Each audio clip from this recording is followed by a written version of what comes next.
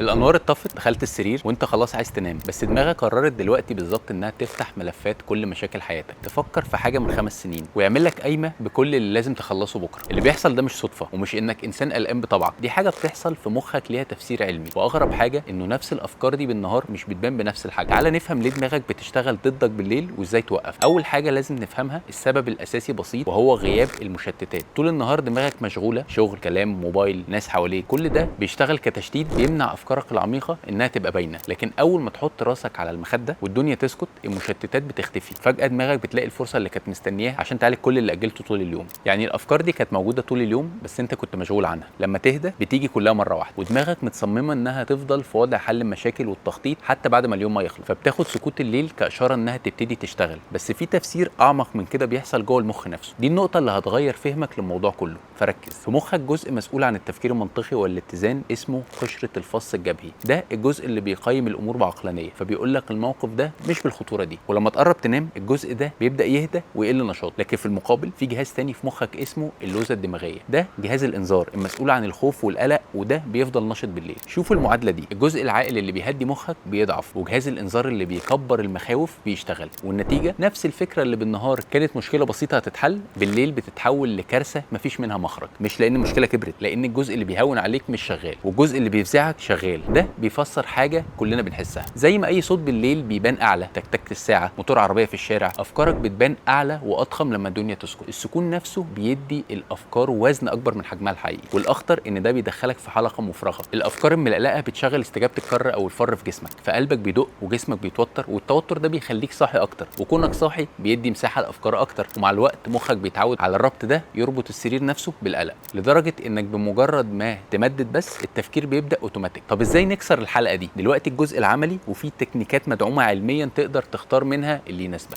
اول حاجه واهمها على المدى الطويل، نقل القلق ده بره السرير. بدل ما تسيب الافكار تتراكم لحد ما تنام، خصص من 10 ل 15 دقيقه بدري بالليل اسمها وقت القلق. اقعد اكتب كل اللي في دماغك، اكتب الافكار اللي في دماغك، المخاوف اللي لازم تعمله بكره على ورقه. ده بيدي دماغك احساس ان الحاجات دي اتسجلت ومش هتتنسي، فمش محتاج يفضل يفكرك بيها وانت نايم.